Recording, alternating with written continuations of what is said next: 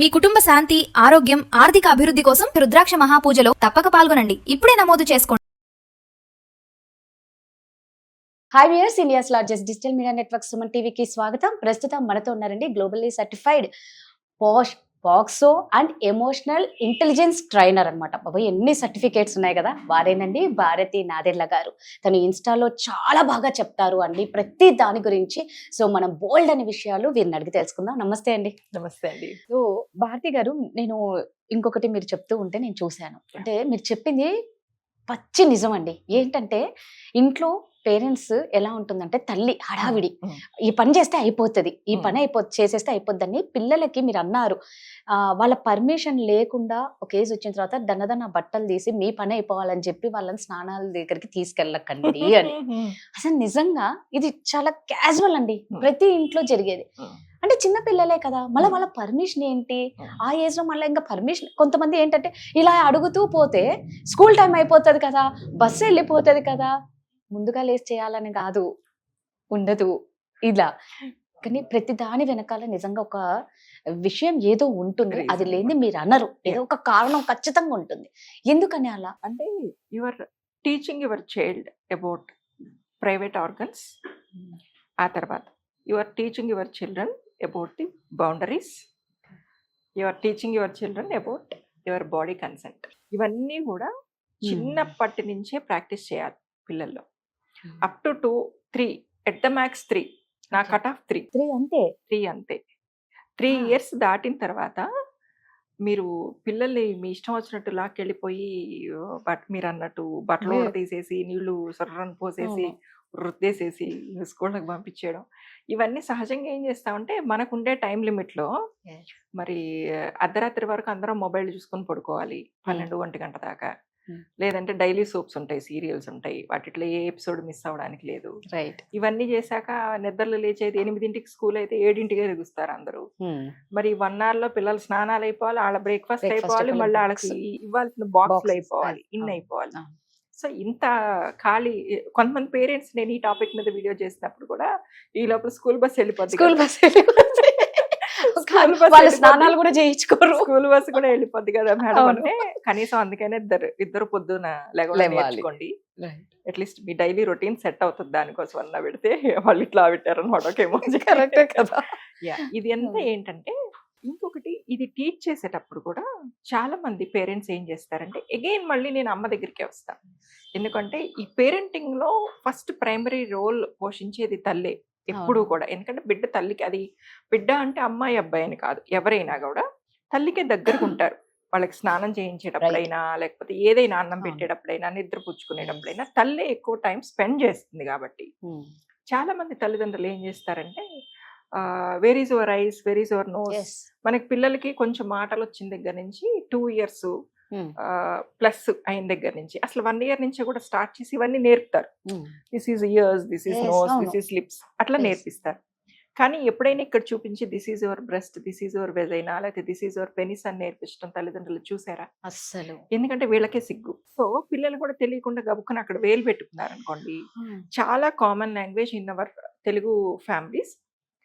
చిచ్చి అంటేనేమో వెజైనా, పిప్పి అంటే పెనిస్. సో ఏం చేస్తారంటే, చిచ్చి కడుక్కున్నావా, పిప్పి కడుక్కున్నావా, చిచ్చి దగ్గర వేలు పెట్టుకోవద్దు, ఇట్లా నేర్పిస్తారు టర్మినాలజీ. కానీ ఆ చిన్న ఏజ్ నుంచే మీది బాడీ, కళ్ళు ముక్కు చెవులు ఎంతో, వెజైనా అండ్ పెనిస్ కూడా అంతే అనే ఫీలింగ్ ముందు బేసిక్గా తల్లిదండ్రులు లేనప్పుడు పిల్లలకి నేర్పించలేరు.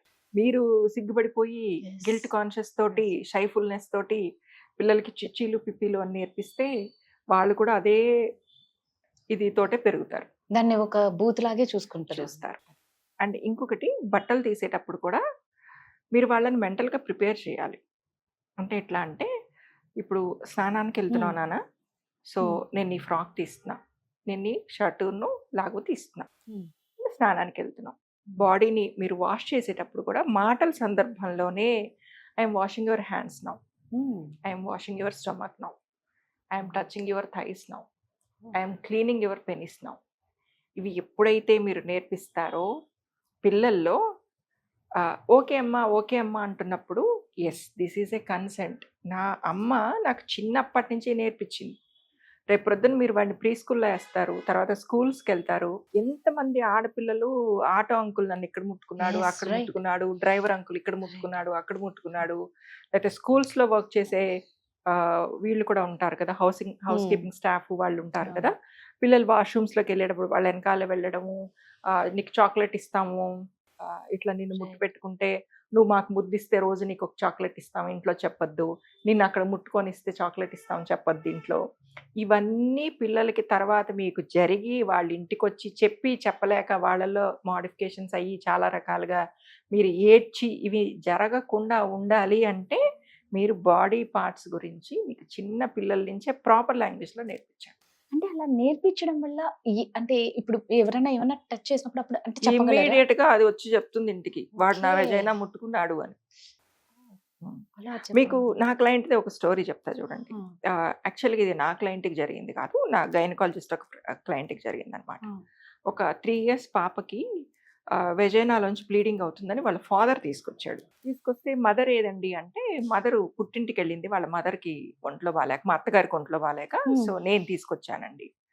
ఓకే, ఆ పాపకి బ్లీడింగ్ ఎందుకు అవుతుంది అని గైనకాలజిస్ట్ చూసిన తర్వాత, గైనకాలజిస్టులు పట్టేస్తారు కదా, సో ఏ నాన్న ఏమైంది నాన్న ఇట్లా అంతా అడుగుతుంటే, వీళ్ళు ఉండే అపార్ట్మెంట్స్లో కింద ఫ్లాట్లో ఉండే అబ్బాయి డైలీ వచ్చి హీఈస్ టచింగ్ హర్ వెజైనా. ఓరి సో ఆ అమ్మాయి మరి నువ్వు నాన్నకి చెప్పలేదా అమ్మ అంటే, చెప్పాను ఆంటీ, నేను నాన్నగారితో చెప్పాను, నాన్న ఇట్లాగా నాకు చిచ్చి దగ్గర నొప్పి వస్తుంది అని చెప్పాను అంటే, చిచ్చి అంటే వెజైనా అనేది వాళ్ళ ఫాదర్కి తెలియదు, అది తల్లికి బిడ్డకి మధ్యలో ఉండే లాంగ్వేజ్ మాత్రమే. ఓకే. సో ఆయన చిచ్చి లేదు పిప్పి లేదు అవతలకి బాగున్నాడంట. ఈ అమ్మాయి 2వ రోజు నుంచి చెప్పాల. ఎప్పుడైతే బ్లీడింగ్ వచ్చిందో అప్పుడు ఫాదర్ కంగారు పడి డాక్టర్ దగ్గరికి తీసుకొస్తే తెలిసిన విషయం. అదే ఆ తల్లి వెజైనా అని చెప్తే, అప్పుడు ఆ అమ్మాయి నాన్న నాకు వెజైనా దగ్గర నొప్పి వస్తుందంటే ఆయన మేబీ సెకండ్ డేనే రియాక్ట్ అయ్యేవాడేమో. ఖచ్చితంగా. అంటే ఇప్పుడు చాలా రకాల క్వశ్చన్స్ చూసేవాళ్ళు, అంటే ఆ పాప అక్కడ టచ్ చేసుకుని ఇక్కడ నొప్పి వస్తుంది, చిచ్చి అంటే ఏంటన్నా అని అడగలేదా, ఇవన్నీ మనము ఎప్పుడన్నా ఒకటి జరిగిపోయిన తర్వాత Right. మాట్లాడుకునేవి. అవును, ఖచ్చితంగా అంతే కదా. ఆ. ఆ టైంలో ఆ పాపకు తోచలేదు, తండ్రి అరిచిన దాన్ని బట్టి అది భయపడి 2వ రోజు నుంచి చెప్పలేదు. ఆ తండ్రి ఏదో ఆఫీస్ గొడవల్లో ఉండి ల్యాప్టాప్ వాళ్ళు వేసి కూర్చొని ఆ అమ్మాయిని ఫర్దర్గా క్వశ్చన్స్ ఏమి ఎంక్వైరీ చేయలేదు అండ్ వైఫ్కి కమ్యూనికేట్ చేయలేదు. సో ఎప్పుడు కూడా ఇలాంటివన్నీ అవాయిడ్ చేయాలి అంటే, చిన్నప్పటి నుంచి కూడా మీరు సిగ్గుపడకుండా పిల్లలకి ప్రైవేట్ పార్ట్స్ అంటే ఏంటి, బాడీ కన్సెంట్ ఏంటి, ఇవి నేర్పించాలి. Your body is your property రాదా, రైట్, ఎగ్జాక్ట్లీ Yes. భారతి గారు అండ్ కరెక్ట్ గా చెప్పారు. ఎవరికి దాన్ని నిజం. టచ్ చేసే Yes. ఎలిజిబిలిటీ లేదు లేదు. Without your consent, even to your husband. Super, నిజం. ఎందుకంటే 100%. ఈ మధ్య మ్యారిటల్ రేప్స్ గురించి ఎన్ని మాట్లాడుకుంటున్నాం, మ్యారిటల్ రేప్స్ ని కూడా రేప్స్ గా కన్సిడర్ చేయండి అని ఎంతమంది అప్పీల్ చేస్తున్నారు, దానికి కన్సెంట్ కావాలని ఎన్ని మాట్లాడుకుంటున్నాం. అవును. సో ఇవన్నీ పిల్లల్లో పెరుగుతాయి. ఇట్ నిజంగా. Is very important. అంటే పేరెంట్స్ సిగ్గుపడకూడదు ఫస్ట్ థింగ్. స్ట్రైట్ ఫార్వర్డ్ మీరు సిగ్గుపడిపోయి గిల్ట్ ఫీల్ అయిపోయి ఇలాంటివి చేస్తే, జరుగుతాయి. ఇప్పుడు ఉన్న ప్రపంచం సరిగా Right. లేదు, చంటి బిడ్డలను కూడా ఎవరు చూడట్లేదు. చూడట్లేదు. సో ఇవన్నీ కూడా పిల్లలకి చెప్పాలి.